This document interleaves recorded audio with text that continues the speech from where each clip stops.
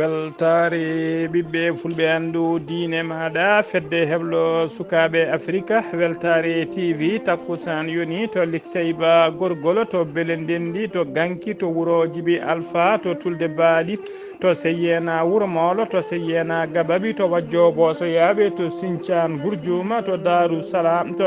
salam to sinthiane samba thillo to sinthiane to pempeƴƴel to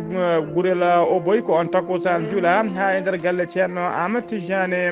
ceerno amadou tijane mamadou siley ba to moderne ha to galle makko samasa to kellinkara kahiɗe ko taari ɗum kala ene jeeya e gaddini kabaruji men to leydi Mauritanie Samba Thiam gartiɗo landa FPC holliri metti mum ko fati e nanggugol biyeteɗo Mouhamed Wuldellahi goto e neɗɗo dawrugol kewɗo kay wadde kewɗo kay ñingde laamu Mouhamed Cheikh la Ghazouani gardiɗo leydi ndi to leydi Sénégal ɗeɗo balɗe kala ko garmi gara musɗo woni hakkude yimɓe ɓesguji leegal Ngor hakkude mumen e dadiɓe diwan noon saabu kay ko fati boowal manggal ngal ɓe poɗodirta ɗon to leydi Mali hewɓe kolliri tigui e oɗo saaha joni wonde colonel Azimi Koïta horejo transition leydi ndi yidde mum kay ko wadde peeje peccora beele kay so laana transition ga kosti omo wawa gembanade gam yidde ardade leydi ndi e mbadi subgoji to leydi Burkina Faso laamu Burkina ɓe kolliri tigui wonde e nder ɗeɗo balɗe ɓe mbaɗi kene ɓuura temedere capanɗe joyyi seɓɓitiɓe ndera leydi he kabaruji men to leydi Nigéria nogas joyyi neɗɗo biftama e ndera église goto to wuuro wiyetego Bégué ne tawi nder état mo Kaduna habaruji men joolam jaɓiri so waktu rokkima e jaaha to Palestine to leydi Syrie to leydi France ha to Pakistan to dowlaji tedduɗi Amérique ha to Ukraine bisimilla mone ketki hotodirte joni piren pacciren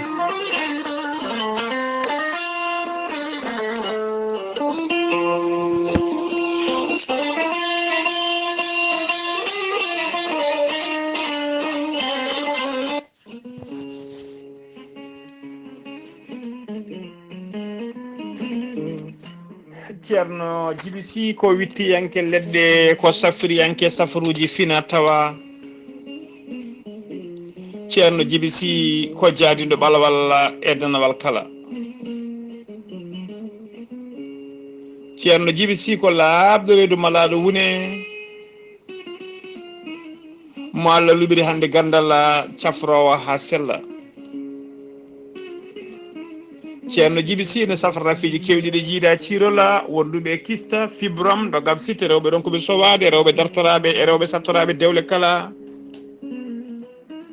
ceerno Djiby Sy ene yawrene worɓe ustoraɓe goragu e yawɓe yitade koye mumen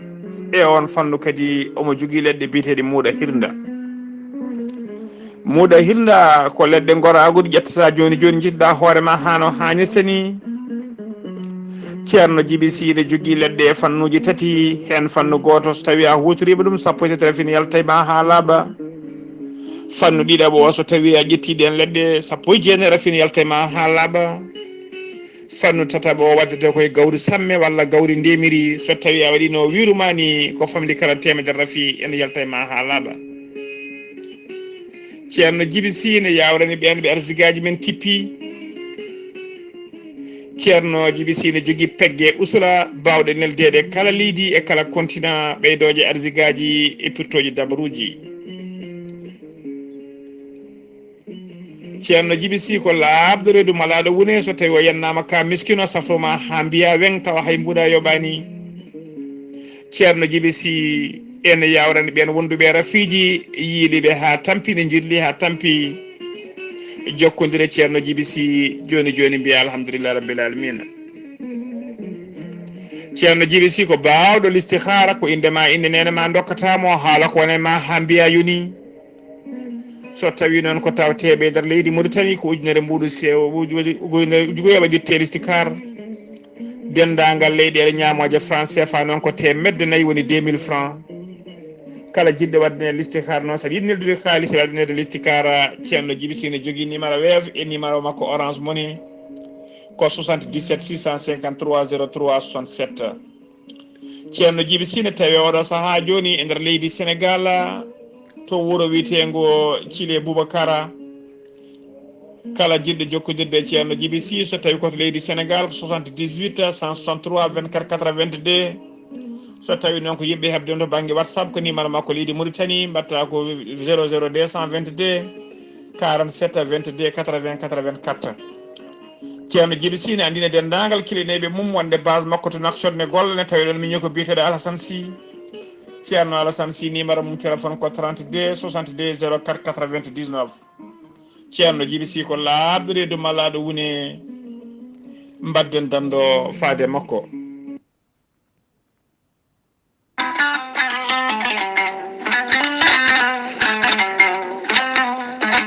kala rafi mon jiiɗa jomiraɗo ene jippini kene safra ɗuma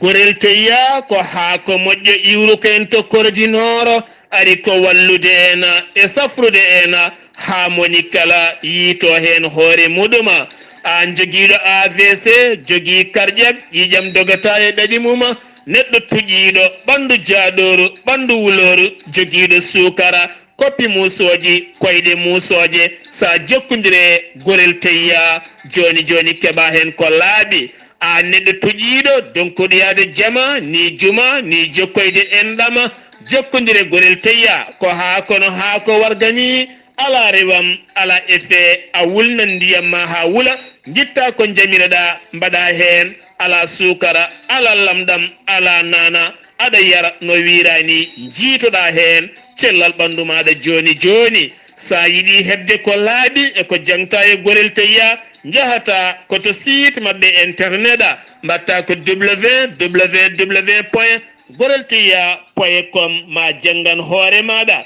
so tawi ko tongoɗe gorel teyya ha mbawa jokkodirde mabɓe woto woɗɗo joni joni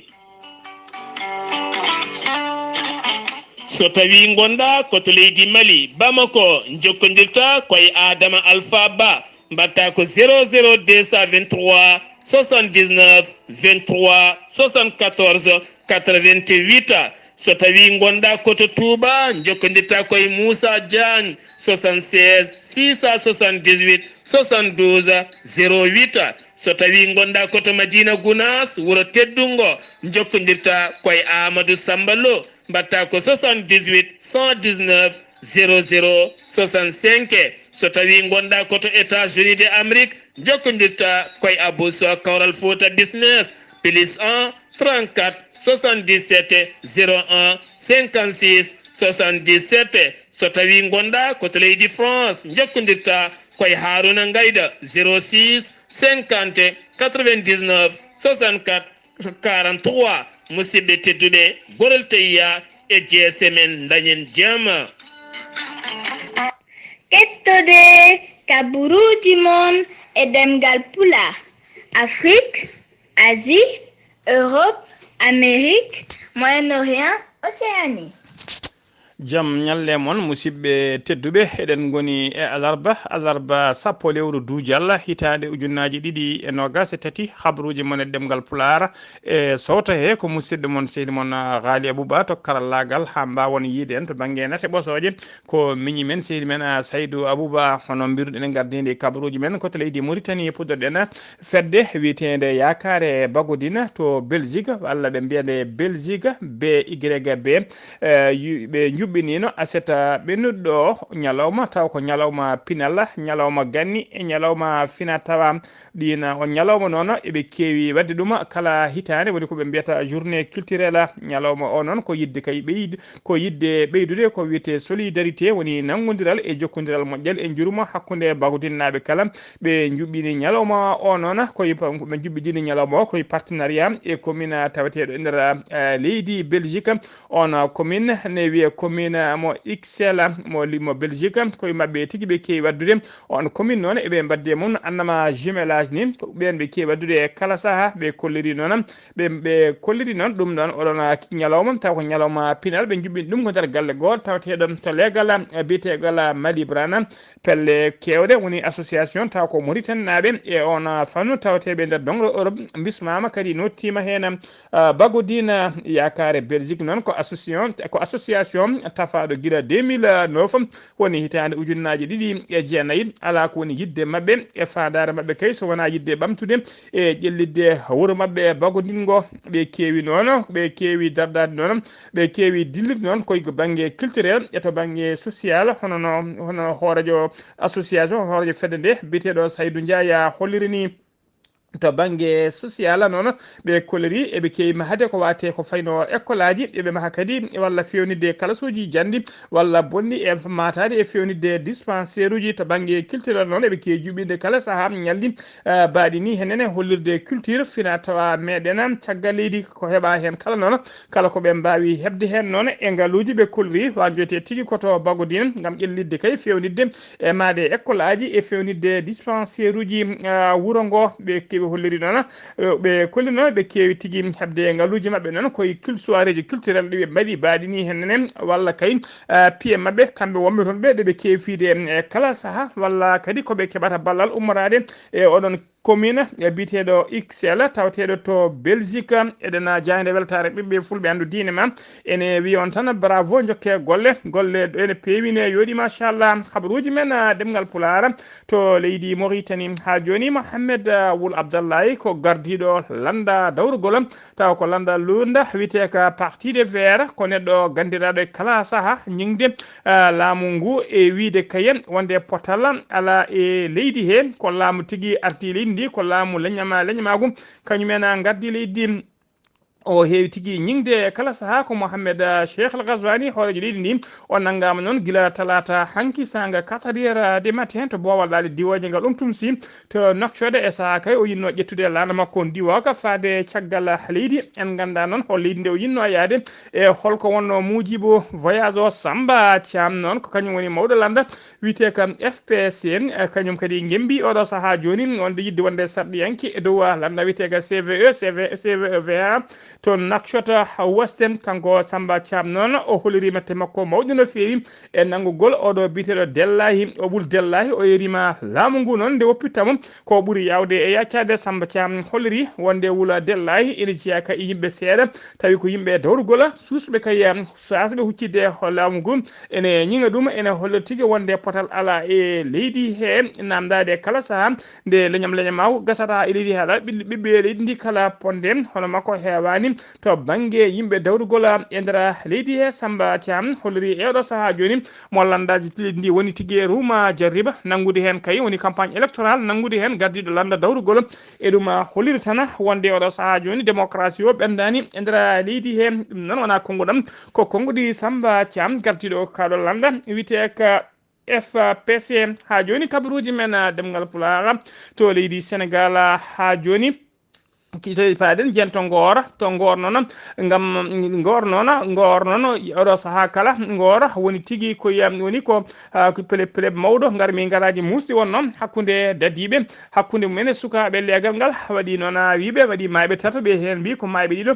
yiya toon gendarme goto kadi belesi hen gabarami hen barmande musde nde feewi hono jayde witede Bouro News holliri tigui wonde dadiɓe ɓe kutorima toon ko wiyete kure gonga woni baal réel ko bone noon dendiriɓe noon ko bone boowal ngal noon ko ngal ngal ujunnaji jeegom e temettati e capanɗe jeeɗiɗi métre carré ngal boowal noon oɗo ngal boowal noon ko ngal tigui rendiniɓe saabu laamu ngu yinno ko afde ɗon base taw ko base gendarmerie kamɓe yimɓe leegal ngal noon yidde mabɓe kay ko yo lycée waɗe ɗon walla ɗacce place publique ko ɗum woni sababu garmi gara o Aliou Tine noon ko kañum tigui ardi ndeɗo fedde taw ko fedde kañum addi fedde witende cak Africa Johnson to o holliri hen mette makko no feewi o holliri kay wonde gueɗe baɗi ni sukaɓe namdiɓe kay yo waɗane lycée wona tigui fiyede walla nanguede walla weddede gaz lacrymogène walla fellede wona ɗum poti waɗede ɗum ɗo noon poti ko joddede kaldigal waɗa hakkude mumen holliri kadi wonde enquête jaajo ene foti waɗede hen alarba hande o noon alarba hande onon hono ministre de l'intérieur mo leydi Sénégal holliri tigi wonde goski cukalel dewel gotel yitama ngel yita ko talata hanki caggal hôtel Ngor jarama caggal hôtel biteɗo Ngor jarama tawteɗo e nder legal waɗɗani maayo gueƴo holliri tigi wonde ko gueƴi o wukkiti ngel ɗona cukalel goski ngel ɗona cukalel holliri tigi gagnande tawama e hoore he ene sikka ko Elisa batoji ɗi njeslaare gawoje ɗe yata wona kañuma duƴƴi e hoore gañi ngel ɗona cukalel hollirama noon hewɓe noon mbi kaya wonde ko goski yimɓe tata maayi toon wolwiɓe kadi ko yimɓe ɗiɗo mbasi toon pittali men balle tati hande noon mbiɗen balle tati hande noon teskama tigui ngel ɗon cukalel noon guite ngel toon wondane wonki dewel ene yaara balle ene yaara duuɓi sappo e joyyi balle tati hande noon mbiɗen jaam ñallani toon hakkude kadi dadiɓe e ɓesgu gornaɓe yimɓe Ngor wuuro gornaɓe kala noon kañum e mairie men kala kamɓe kala ɓe jaadani kay ko caserne wiya tigui ne waɗe ɗon ɓe jaadani hen haydara hollirama noon jamma talata beɗɗo ɗo ina wiyata alarba hande c'était timmuɗo taw ko ɓeena wiyeteɓe notable uji Ngor horejo leydi ndi hono Macky Sall bismima mabɓe joddima e mabɓe ɓe jewtidi kadi pamodirala heɓama hakkude mabɓe to palais présidentiel to Macky Sall noon holliri tigi wonde e nder kaldigal he noon ɓe e nder kaldigal he noon ɓe kolliri tigi wonde ɓe mbawi tigi feccude oɗon terrain taw ko mbiɗen ko ujunnaje 6 métre carré ɓe pecci ɗum e pecce ɗiɗi e hakkude hen ujunnaje 7 métre carré waɗe ko wiyete caserne taw ko caserne gendarmerie woni base poste gendarmerie ko heddi ko noon waɗe lycée taw ko lycée leegal ngal kanko Macky Sall noon horejo leydi ndi o holliri tigi ma o yaltin koppereje jonɗe no fewi o naɓe taw ko lycée ngarɗuɗo jaaduɗo e jamanu ko heddi e bowal he ma waw kadi ƴettude sukaɓe gornaɓe o wawa tugui wallude ɗumen ha tigui keeɓa golle ummo e wasama gollade ha joni koto leydi Sénégal keɗoɗen ɓoyata julde taske yetto ɓoyata julde taske noon so haalama dammiri woni tigui jawdi ɓerɗe mumen ne kewi tajje no fewi e oɗo saaha joni noon gouverneur mo Dakar ɓayini kayit ona kayit noon ko yidde hollirde kayim wonde nokkuji ɗi o ɗamini kayem ɗi ɗamini waɗede dare honi tigui so jawdi ni foti yeyede e hollirama noon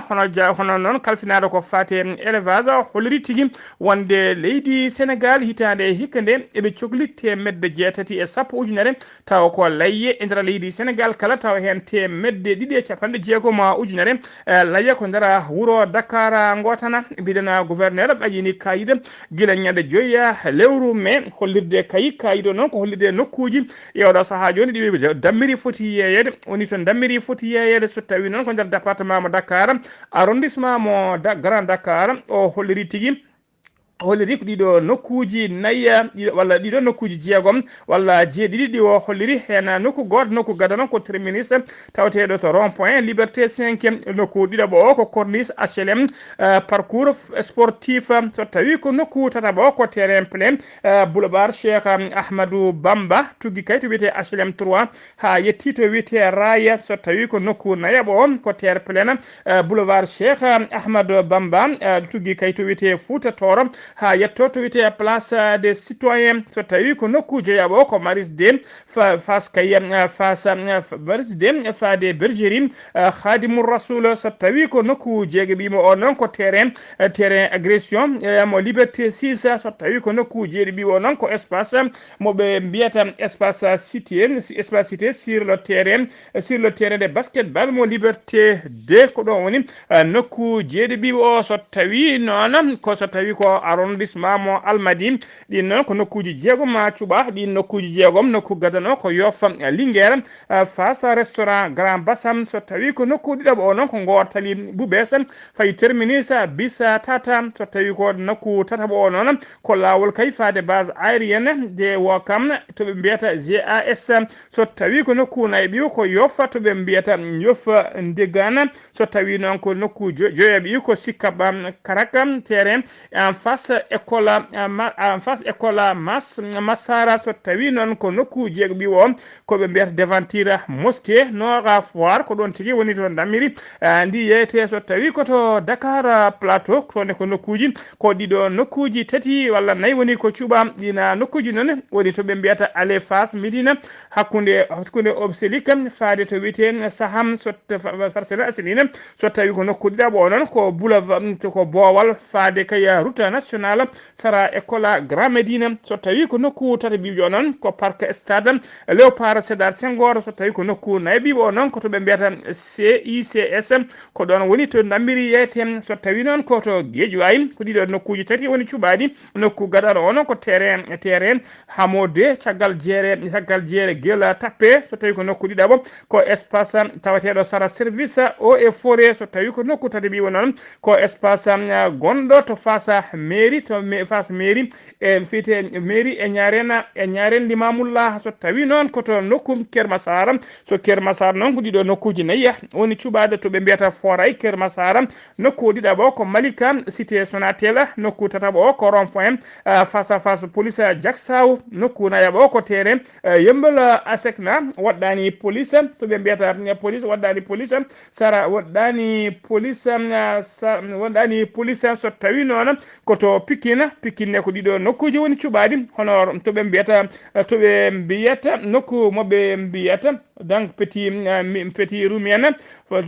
rumiana sotiba walla nokku didabo o non ko to wiete jamo gena Sikaba nokku tatabo o non ko to mbiyata foraya Thiaroye ko di woni nokkuji cubadi so tawi non ko to Rufisque ko dido nokkuji jeenayi woni cubadi nokku gadon mobe mbiyata foray mo Rufisque nokku didabo ko tere tawatedo ngalam ndu Diouf so tawi ko nokku tatabo non ede tawi to wiete Guérite de Bargny sara station EDK so tawi ko nokku naybi o non ko foray Diamniadio so tawi ko nokku joyibi o ko foray to be mbiyata Sébi Khotan so tawi non ko nokku jeegamo don ko Sangalam croisement mo Jakhirata so tawi non ko nokku jerbi ko to mbiyata Bambilor nokku jeeta bi non ko Tivaouane Peulh so tawi non ko nokku jenbi won ko extension foray Rufisque station rond point mo juuti ba ko dido woni nokkuji jeenayi cubadi kay ko dido woni nokkuji di cubadi e do saha indra Dakar to nambiri wawata yeede wonde kay ben addobe nammiri men walla kala jiddo sodde nammiri so sa julde yonti ko dido nokkuji mbaytuda ha mbawa tigi yitude hebde nammiri ma hano hanitni indra décret non kanko gouverneur holri kala nokku e dido nokkuji cubadi nokku kala ma wadi hen ko ma top ma nokku kala ma service régional de l'élevage haala dumen holno foti ndamiri foti addede do non o holliri kadi e kala edido nokkuji kala edido nokkuji ma golle ma nokku e kala edido nokku cubadi caggal julde kay balle sappo joyi joomu en mbawi heddade hen ha mbawa tigi gaynude ndamiri men ha laaba kala hen nokku kadi ma wadane ko wite commission des gestion toppitoɓe kay ko fati e golle ɗe ha ɗum yara yesso hano hanitni ha joni ko leydi Sénégal keddoɗena jeen ha to Thiès caggal kay de biteɗo Ceerno Bachirou Bokouma caggal ɗo dawrugol caggal nde fettuno baafe yalti e landa wite ka rewmi ka Idrissa Seck ardi joni kadi ko biteɗo Cissé Bey ko kañum felmi baafal kañum hoɗo mum holli yalti ka ɗon landa Cissé Bay ɗon ko jaggal mawgal fewi jiɗade e ndara diwan hen jiɗade no fewi kadi e kala saaha kala bureau makko de vote omo heewi hebde hen poɗugo ko on tigui fetti baafal e oɗo saaha joni holli tigui wonde holli keeci faade oɗo biteɗo Idrissa Seck gardiɗo landa ha rewni o holliri ɗon Idrissa Seck addinimo yaltude landa ka ko Idrissa Seck ala e mabɓe considération haydara nangirani ɓe koɓe yimɓe e kala saaha so noddama téléphone ƴettata so waɗama vocal jabotako so waɗama message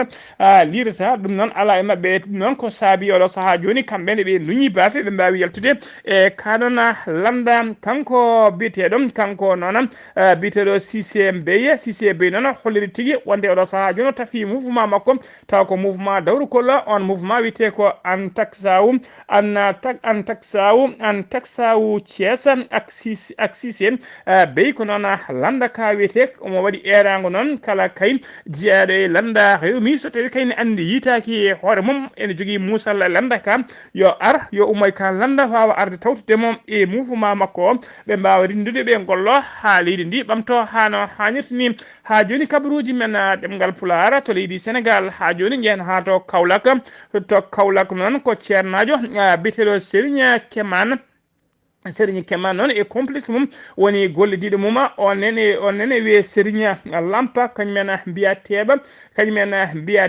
e nder oɗo weekend ko hen ɓe nangono ko police de commissariat central kañumen nanguiɓe ɓe nawama noon yesso parquet oɗo saaha joni eɓen toon mbaɗa sous mandat de dépôt ɓe paadi ñawore makko Serigne Keman noon arduno e nder diwan he ko wonde kay cafrowo taw ko safruji fina tawa woni guérisseur traditionnel ko ɗum wonno tigui golle makko caggal ɗum noon mataw o wayli sawru mbaggu o watti vidéo omo wayla kalisaji omo watta kalis kewɗo ya addu million wattama million ngaji 3 walla million ngaji 2 e gueɗe baji noon hollama noon o felmima toon noon yimɓe hewɓe ha tengti e yetta Diallo en yiɗɓe kalis e kala saaha enen garta toon o felmima hen goto noon taw ko portuɗo plainte o holliri wonde idi addude ko 500 000 woni temedere ujunere o wattan ɗum kalis ha heewi caggal ɗum yeehi kadi addi 935 000 o wattan ɗum kalis ha waɗi jowel weltara noon yeehi addi 4 millions 500 o wattan ɗum kalis ha yoni caggal nde rutti noon yeehi addi ko 7 millions nden hokkiɓe 7 millions noon ko ɗon tigui ɓe naati ɓe porti laaci ɓe naati e soyde ronki yitudeɓe caggal noon nde haalani goto e sehilaɓe mum on noon wasiyimo nde o portata plainte to police ɗum noon o waɗi porti plainte police ko nden police dari ɓe mbaɗi enquête kay haaɓe mbawi teɓade on ceerno taw ko ceernajo walla mbiyana fiɓɓirbaji biyeteɗo ceerno sibiriteɗo Serigne Keman kañume gollidiɗo mum e kamɓe ɗo kala mbiɗene oɗo saaha joni eɓe tawi mandat e dépôt ɓe paadi ñawore mabɓe ha joni ko leydi Sénégal keddoɗen to leydi Sénégal jen ha to Ziguinchor jaɓɓuɗen musidɗo men sehil men Amadou Issa Kébé assalamu aleykum rahmatullah wa rahmatullahi taala wa barakatuh. Ghalii Abuu Bah salmitama e dennangal hetto e Weltare TV kabaruji garanɗen ɗo e nder Ziguinchor jeheten ko hayma holɗum ko bonna hecci hanki ina wayno poste gonɗo ɗo e ñeflen ona kadi bonnama 22h wattu 10h jamma ɓe naati ɓe dajjiti baafe ɗe ɓe dajjiti pallanteje ɗe ɓe jeehi hay hunde ɓe tawan toon ina wayno ɓe bonni ha boni ɓe jeehi to e lycée Dignabo poste antanda gonɗo toon o on noon ko Pastef ko parti Ousmane Sonko ardi e adjoint mum ɓe bonni ha laaɓi ɓe duppi kayitaji ɗi ina wayno ɓe téléphone sapeur pompier on saaha yo ara sapeur ari tawi taliji ɗi fo eɓe mbaɗi hen jamde eɓe mbaɗi hen leɗɗe ronki wawde yettade hawre police ji kam e gendarmerie ɓe gaari jaggi e wone mabɓe fodde sappo e jonane e juuɗe piyama woni hen kadi fiyaɓe woni hen kadi ko jaggaɓe ɗum noon en kollitino ñande hen Ousmane Sonko ɓe jeehino galle mum ɗo e Kajor ɓe tawi galle o ne fermi kono noon laaɓani yimɓeɓe ɓe jii e réseaux sociaux omo wonde sukaɓe kanko Ousmane Sonko omo jogui kaaƴe omo weddo nden noon yimɓeɓe fof pini kaali ɗum e radio ji mbi ɗum ɗo de kam yoɗani e makko o fotani yadude e ɓeɗo sukaɓe kanko ko leader o foti ko hebde galle makko wona yiyede omo waɗa ɗeɗo gueɗe joni noon ina wayno so en garti ɗo e département Sédhiou wuuro wiyetego Bissine kamɓe de koɓe dogi fodde duuɓi 30 fewde joni ina wayno ɓe garti ɓe kollitino ɓe tawi galleji ɗi ne boni rawane ɓe ballatnoma fodde 30 galle walla ha wawi dañde huuɗi joni noon fodde heddi noon 69 galle kamɓene kadi e balal oje fofaral ina wayno itti fodde 100 zengue walliɓe itti fodde 4 leggal walliɓe ɓe kolliti noon wawde weltade haaɓe mbawa jogade kamɓene gurdam mabɓe moƴƴam ɓe mbawa wondude e yimɓe ɓe mbawa toppitade fewte batte ndema so en gartiɗo e Ziguinchor Oumar Diaby ko kanko de ardi ɗo henna karimis yiɗɓe Karim Wadda ɓe kolliti ñande 29 nduɗo lewru koɓe yaltoɓe ɓe mbaɗa marché ɗo e nder Ziguinchor e Bignona ha yettanma Sédhiou holɗum Karim Wadda ko on woni candidat mabɓe 2024 ɓe ngala palata A ɓe ngala palata B ludul so wona Karim Wadda on noon yo waw artude wawa fuɗɗade campagne mum ɓe keeda caggal mum ɓe mbawa wallude ɗum kamɓe ko hay goto ɓe jiyani so wona Karim Wadda ɗum ɗo ɓe kolliti ñande koɓe yaltoɓe eɓe mbaɗa holɗum muuma mabɓe mawɗo no feewi haɓe kolla kamɓe de gille mabɓe e Karim Wadda so en garti ɗo soro legde de jooɗima noddi yimɓeɓe ɗo e Ziguinchor e Bignona e Marsassoum ha yettanma Sédhiou ɓe kolliti yimɓeɓe de affaire installation ngaji baɗeteɗi bonɗi ɗi yo mbaw ittede ko ɓuuri yawde yaccade ndungu nana ara so ronki ɗum ko ɗum addata cumuji ɗum addata dagaji kewɗi yimɓeɓe ne jaadimama ɓe kamɓe solle naaɓe yoɓe mbaw ƴewde fiiluji gonɗi e leydi ɗi jannuji ɗi e putuji kura jannuji ɗi ɓe mbawa ummitinde ɗum ko ɓuuri yawde yaccade so ronki ɗum so toɓo ngo ari ina heewi cumuji ina heewi maseteɓe maaya ɗum noon kamɓe ɗe yo mbaw toppitade ɗeɗo gueɗe ko ɓuuri yawde yaccade ɓe kolliti noon kamɓene maɓe ummo ɓe darano ɗum ko ɓuuri yawde e yaccade welta tv musidɗo mon Ahmad Issa Keɓe Gorko Mbot kabaruji ɗo foɗa radio Zik FM jokkodirde e Ghalii Abuu Bah yo Allah ken walde jaam. Allahumma amina seydi Keɓe golle ma jooɗi peewi so tawi en ummima to Ziguinchor koto leydi Mali paɗen to leydi Mali ɓoyata joofa lana transition ka leydi Mali e gardugol colonel Assimi Koïta ɓoyata sumgoji hoolejo leydi juɓɓine e nder leydi he koninkoɓe noon koninkoɓe derguinnoɓe laamu Ibrahima Boubacara Keïta e gardugol colonel Assimi Koïta hoolejo transition leydi ndi ɓe kollirin tigui so tawi transition gasi hay goto e yimɓe laamu transition ngu wona hoolejo leydi wona premier ministre hay goto jeetaki e ɗin candidat ji taw ko candidat ji yiɗoɓe ardade e leydi ndi kono de ene wayno tan ɗum woni ko firtade e oɗo saaha joni ni way kono coggu jamma ni so wande hollirama kay e nder constitution kesso moɓe jiiɗi ɓenninde oɗo saaha joni taw koye mbadi référendum hollirama hen tigui kala militaire walla goto e yimɓe transition he kala kay jiɗɗo jeeyede e mbiruji gam gemmanade wonde hoolejo leydi jomum ene jogui ndimagum à condition tan jomum démissionna lebbi nayyi ko adi sumgoji ɗi so tawi démissioni lebbi nayyi ko adi sumgoji ɗi ene wawi jeeyede kay e ɗiɗon taw ko mbiriji gembantoɓe gam ardade leydi ndi e nder constitution mo leydi ndi hutotto ha tengti laamu transition ngu mo jogui o ɓe kolliri hen kadi ene waɗa e nder hen kuulal ngar kuulal noon ko hollirde wonde kay en cas de vacance du pouvoir woni hoolejo leydi transition on so tawi kay jomum démissioni walla woodi ko heeɓi jomum walla sellani walla woodi ko wawi heɓde jomum kala so natti ardade leydi ndi ardoto leydi ndi ko on taw ko gardiɗo CNT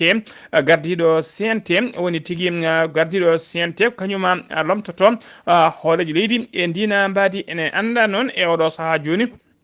ene anda oɗo saaha joni ardi CNT ko militaire kadi ko sehila jaaɗiɗo colonel Assimi Koïta on wiyete ko colonel Malick Diaw so tawi kay colonel Assimi Koïta yiiɗi kay wonde hoolejo leydi jeeyede e mbiriji ɗammoɓe hoore leydi so démissioni lebbi nayyi e sumgoji e sebdal sumgoji ɗi ko colonel Malick Diaw kañuma lomtotomo e jappere hen ene wiye noon wonde kay so tawi on lomtima ene wayno tan ko desnuɗum pouvoir ha o wawa tigui guembade wadde campagne makko beele tigui omo wawa artude hebta jappere laamu makko yimɓe hewɓe noon kolliri tigui wonde ko ɗum woni koɓe jiiɗi wadde oɗo saaha joni ɗum noon ko wawi wonde yesso kala daɗani guite kabaruji men ɗemgal pulaar sennumima to leydi Mali koto leydi Burkina Faso paɗen AIBD woni agence d' information de Burkina Faso ɓe kolliri e nder ɗeɗo balɗe fadde temedere kene ɓuura temedere capanɗe joyyi taw ko terroriste woni seɓɓitiɓe barama e nder leydi he to région hakkude ɓaajo hirnangue leydi ndi e to hakkude ɓaajo funnangue leydi ndi kala ɗum noon koɓe kolliri ala ɓe kolliti tigui ñande talata ɓen hanki o ɓe ñande talata hanki o ko talata hanki ɓe ɓayyini oɗon kabaru ɓe kolliri noon ñande altine ɓennuɗon laaɗe diwoje armée leydi Burkina Faso jori bombo mumen e groupe terroriste naɓe taw ko joɗinoɓe less lekki ene ɗuuhi less lekki caggal kay nde ƴiwonde hewde ndiyam wonno e tobde toon ene ɗuuhi toɓo noon ko ɗon tigui avion bettiɓe ɗon itti wonki mabɓe ɗum noon ko nder falde e nder falde diwan biteɗo minama e nder falde hakkude wuuro witego Bourzanga hakkude mum eto wite Kangousine hay goto e mabɓe noon fiɗɗani no foti kamɓe seɓɓitiɓeɓe kadi matériel mabɓe kewɗe moɓe jogui noon ko ɗon armée o duppi ɗum taw ko bomboje jori hen hollirama kadi ɓe kolliri kadi wonde ɓe mbaɗi bombardement ji ɗiɗi goɗɗi hen bombardement goto ɓe toɓɓu noon ko seɓɓitiɓe taw ko seɓɓitiɓe wujjunoɓe setarnaji ɗiɗi gasoil enen gonduno e ɗin setarnaji gam yidde nawde kay to base mabɓe tawateɗe nder ladde ladde nokku biteɗo Kango Mongre ɓe mbaɗimi noon ɓe mbariɓe kamɓe kala ɓe joɓima fittali mabɓe e nder on diwan kadi ɓe bombardi seɓɓitiɓe arnoɓe honde jawdi woni tigui rugguiyankoɓe arnoɓe ruggude jawdi janandi ɗum noon ɓe jooɓi pittali men e nder diwan biteɗo yakku nder diwan biteɗo yaktibo e itti pittali ɓeɗon seɓɓitiɓe laamu ngu noon holliri ha joni eɓe jokki kayen wadde ko wiyete opération ngaji mabɓe taw ko haɓade e yoɓade pittali e rutude seɓɓitiɓe tigui e nder leydi he kala ha joni kabaruji men ɗemngal pulaar koto leydi Nigéria paadena ñande aleta ɓennuɗo ko sagataɓe joguitiɓe ha teddi jani e église goto tawateɗo to rewo ɓajo hirnangue leydi Nigéria ɓe jaadi noon e nogas joyo neɗɗo noon ɓiile juuɗe mabɓe ɓe nangui ɗumen otage église o ne tawi nder wuuro witego Begge e nder région mo Chikon état mo Kaduma ɓe nawno ko 49 sagata hen 15 keeɓi fartange furtade dogui hedde juuɗe mabɓe oɗo saaha joni ko nogas joyo sagata ɓene dahi ɗumen anda ko noon holkoɓe namdi e holkoɓe dahi ɗumen habaruji men joolam jaɓeri koto leydi Palestine pudorɗen alaba hande o sappo duujal hitande ujunnaje ɗiɗi e nogas tati ko sagataɓe ɗiɗo Palestine naɓe sukaɓe tokkosɓe kañumen mbara to rewo Cisjordanie occupé ko koninkoɓe leydi Israël kañumen joori mabɓe bombo hen goto wiyeteno ko Ahmed Jamal Tawfiq omo yaran duuɓi sappo e jeenayyi goɗɗo o wiyete ko Rawmi Walid Ahmed ko duuɓi nogas nayyi yaranno ɓe mbara noon koto wuuro witego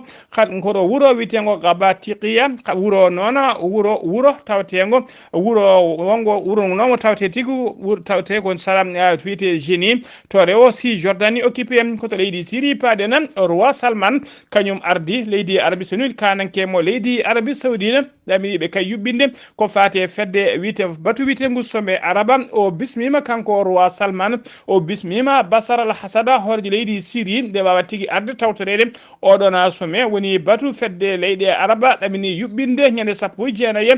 lewru duujal gonɗen ndu to Arabie Saoudite fodde noon duuɓi sappo joni leydi Syrie koko yowno tigui e nde ɗon fedde ko joni noon joni noon kadi leydi Syrie joɗima joni kadi ɓoyani ko leydi Syrie natti e liga araba ko ndiɗon noon ko leydi Syrie natti e liga araba ko ndi yownoni kene wona joni guila kay 2011 koto leydi France paɗenam centre Pompidou taw ko musée moderne ɓurɗo mawnude e nder windere kala tawteɗe nder leydi France centre o noon koko uddete to fin 2025 woni tigui mayiɗi hitande 2025 ma udde ha 2030 woni duuɓi joyyi o mudde tawa kadi ko yidde gollade yidde fewnidemo e ngarɗindemo hono no holliri kay biteɗo Rima Abdoul Malik kañum woni ministre de la culture mo leydi France jaaru golle ɗe noon ko ɗamni fewnidde oɗon musée ene qiime ha temedde 2.6 million taw ko haalisa euro ha joni ko leydi France keddoɗen avenue Champs-Élysées ko bedda ɓurɗo lollude no fewi e nder leydi France ko bedda kadi paaɗo kay to galle horejo leydi ndi on bedda noon talata on bedda noon koko latoto no annama classe ni ma wattino comme classe ni yimɓe hewɓe tawa kadi ko hakkillaji garɗuɗi wawɓe jangde ma mbaw fottude e nder on bedda ɓe mbatta ɗum no classe ni on bedda noon ñande nayyi ñande alet nayyi lewru juin dartonu eɓe ɗamni wadde ɗon la plus grande dictée du monde hono on dictée meeɗa waɗede e nder windere he ɓe ɗamni wadde ɗum noon koye nder oɗon avenue biteɗo avenue Champs-Élysées hono kay holliraɓe halfinaɓe kay ko fati kay e gurdama oɗon bedda woni oɗon avenue yidde mabɓe noon ko yidde kay ƴellidde ɓeydude ƴellidde oɗon avenue ha joni kabaruji men ɗemngal pulaar koto Pakistan paɗen Punjab ko région ɓurɗo ɓesnude e nder leydi Palestine gila talata hanki noon jaam ala toon ko seppoji gulɗi jaw goni toon tawa saabi ɗum ko nanggugol biteɗo Imam Khan noon ko ancien premier ministre woni mennoɗo wonde hoorejo jagorɗe leydi ndi caggal nde noddano ñalawma hanki o yeeso tribunal ko ɗon tigui laamu ngu nanguimo guila o nangga noon faade joni ko seppoji gulɗi jaw tawate nder leydi he fodde ujunere neɗɗo ko fuɗɗi nanguede e nder ɗiɗon seppoji togui talata faya oɗo saaha joni mo kalten koto dowlaci tentuɗi Amérique paadena tribunal civil mo New York ɓe kolliri tigui wonde ko tumano e Donald Trump gonnoɗo hoorejo leydi dowlaji nende Amérique tawama tigui e makko o jaati ko wiyete kay agression sexuelle woni tigui hol ko suka debbo noon mo même noon tawi alda e welede muɗum on noon ko kañuma portenomo plainte kanko Donald Trump noon e nder ñawore he tribunal o holliri tigui omo foti yobde 5 millions de dollars $50 non faade e oɗon suka debbo mo fasino koto dow ha leydi Syrie paade nam alarba hanki o koto police tufonoɗo kay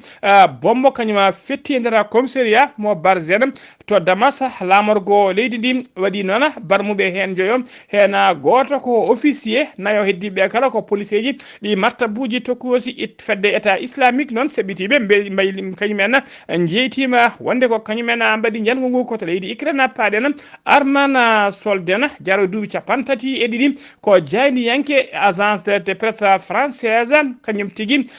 wasi fittade mum ko coordinateur vidéo o konko wasi fittade makko e bombardement mo leydi russe waɗi e nder leydi Ukraine to nokku biteɗo Bakhmut to funnague leydi Ukraine omo jeeya noon e jaydiyankoɓe filmoɓe ka idiɓe kay guila guerre o fuɗɗi koye jaydiyankoɓe ɓuuriɓe susde o jeeya saabu kay kala nokku to guerre to ɓuuri wulde jaw ko toon heewi nawde caméra makko omo filma omo wawi yaltinede téléji andinde windata nde kala e habaru ɗumen to guerre o yarata ko on tigui woni basɗo hen fittandu muɗum musidɓe tedduɓe gasi ha laaɓi ceera ko ɗum ɗo wonno komin tongan noon kabaruji mon e ɗemgal pulaar e sawta he ko musidɗo moon sehil moon Ghalii Abuu Bah to Ziguinchor ko Amadou Saga Kébé to karallagal ha mbawon yidende banggue nete ɓossoje ko miñumen sehil men Saydou Abou Bah kerkimalaki jaam yo jaam Allah jogomi jogo on